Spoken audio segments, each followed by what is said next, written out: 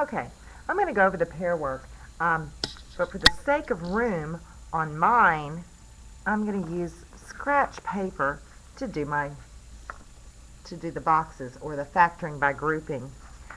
So on the very first one, we do have the 4 terms. So I could do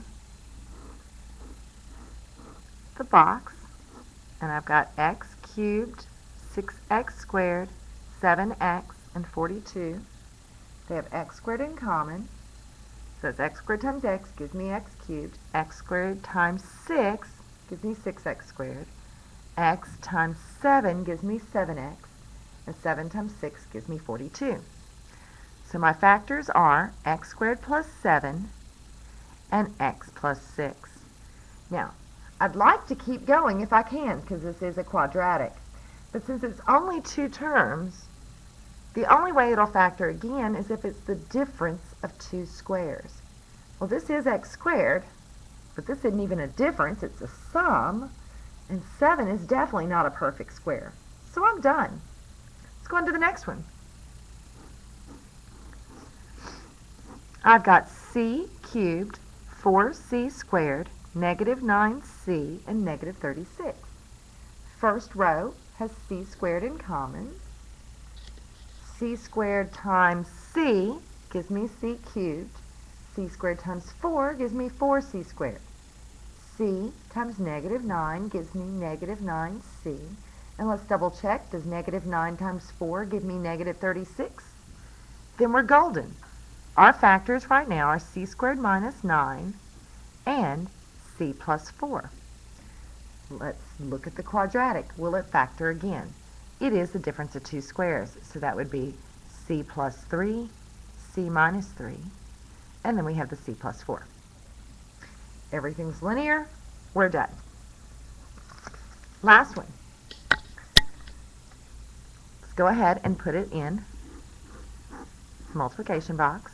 I've got 5x cubed, 6x squared, negative 45x, negative 54.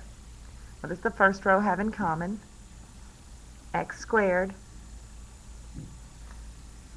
So 5x, that's a 6. Negative 9, because negative 9 times 5x is negative 45x. Negative 9 times 6 is negative 54. So here's my factors. I've got x squared minus 9 and 5x plus 6.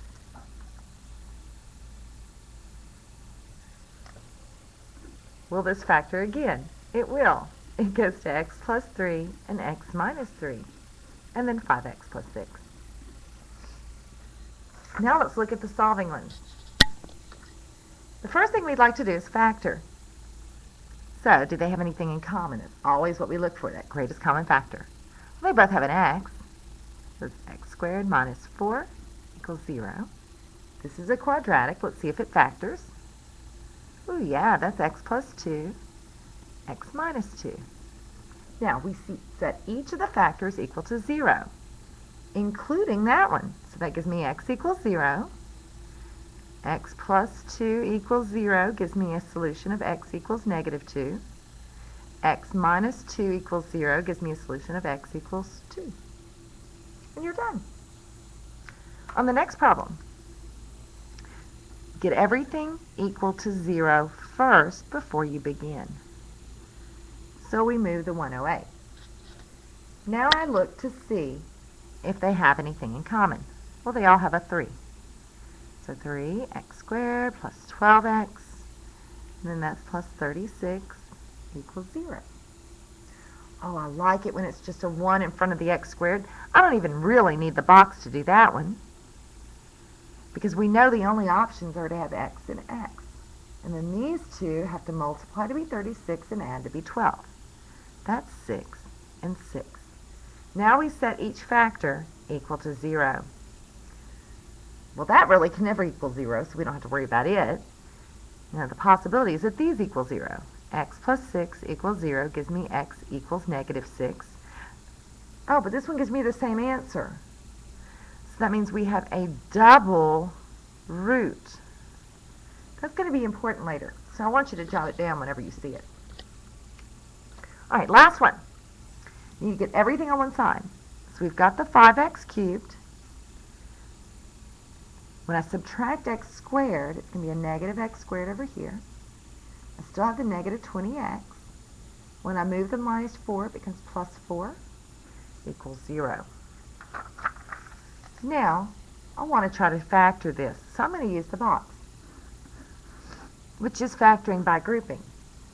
5x cubed minus x squared minus 20x plus 4. Okay, let's look across. What do they have in common?